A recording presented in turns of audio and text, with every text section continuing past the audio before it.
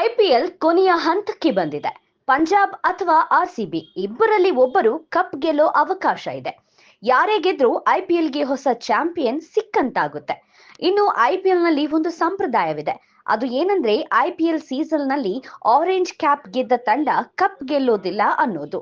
S, ಈವರೆಗಿನ 17 ಸೀಸನ್ಗಳಲ್ಲಿ ಅದು 15 ಬಾರಿ ನಿಜವಾಗಿದೆ. 2 ಬಾರಿ ಮಾತ್ರ ಆರೆಂಜ್ ಕ್ಯಾಪ್ ಗೆದ್ದ ತಂಡವೇ ಕಪ್ ಗೆದ್ದಿರೋ ಎಕ್ಸಾಂಪಲ್ ನಮಗೆ ಸಿಗುತ್ತೆ. ಅದರಂತೆ ಈ ಬಾರಿ ಸಹ ಆರೆಂಜ್ ಕ್ಯಾಪ್ ಹೋಲ್ಡರ್ ಇರೋ ತಂಡ ಐಪಿಎಲ್ ಕಪ್ ಗೆಲ್ಲಲು ಆಗಲಿಲ್ಲ. ಎಸ್, ಸದ್ಯ ಆರೆಂಜ್ ಕ್ಯಾಪ್ ಹೋಲ್ಡರ್ ಅಂದ್ರೆ ಅದು ಸಾಯಿ ಸುದರ್ಶನ್. ಗುಜರಾತ್ ತಂಡದ ಸಾಯಿ ಸುದರ್ಶನ್ 759 ರನ್ ಹೊಡೆದು ಟಾಪ್ ನಲ್ಲಿದ್ದಾರೆ. ಇವರ ಹತ್ತಿರ ಬೇರೆ ಯಾರೂ ಬರಲು ಸಾಧ್ಯವಿಲ್ಲ.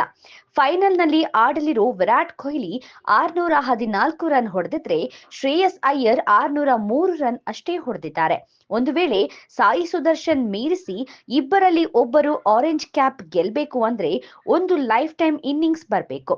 ಆ ರೀತಿಯ ಪವಾಡ ಏನು ನಡೀತಿದ್ರೆ ಸಾಯಿ ಸುದರ್ಶನ್ ಈ ಬಾರಿಯ ಆರೆಂಜ್ ಕ್ಯಾಪ್ನ ಅಧಿಕಾರಯುತವಾಗಿ ತಮ್ಮದಾಗಿಸಿಕೊಳ್ತಾರೆ.